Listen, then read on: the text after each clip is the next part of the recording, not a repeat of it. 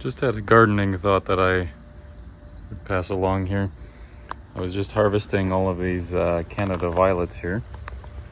Got a nice sack of them put aside for the winter. I'll eat those in my oatmeal. But just as I was going through here, you know, holding the plant with the one hand, tearing it off with the other, because the roots are quite delicate and you'll pull out the whole plant otherwise. So as I was using both my hands to pull off the tops of the plants, you know, and then I'm keeping it separate. I don't want to pull up any tulips. I don't want to take the wild ginger here. None of that is, you know, harmful, but I'm just trying to harvest the one plant. So it takes some attention. I'm using both my hands, but it's also very quick. It's less than a second to grab and tear and grab and tear and grab and tear and put it into the bag. And it just made me think, wait, this feels kind of familiar. These quick little bursts of satisfaction like this. This is almost like scrolling on the internet.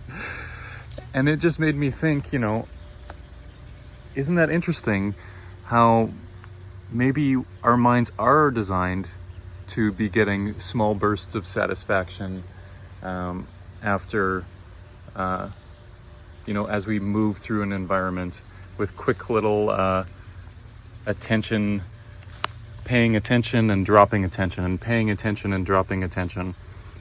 Perhaps that's why that feels natural, but that's been sort of hijacked by the social media online experience.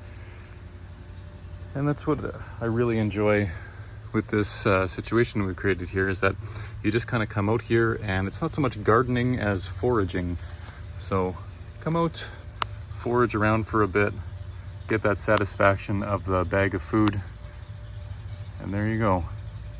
Maybe our brains are designed for this. So maybe that's one reason why this activity is so satisfying to me. And instead of the hollow feeling that you often get after spending some time scrolling, instead you have literal handfuls of food.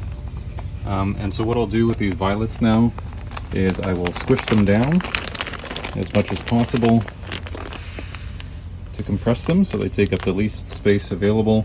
I'll seal that bag and I'll throw that in the freezer, label it, and then this winter I'll take a serrated bread knife and I'll poke the edge of this greens out of there. I'll saw off a piece and I'll throw that into my oatmeal. So there we go, some nice deep nutrition for February.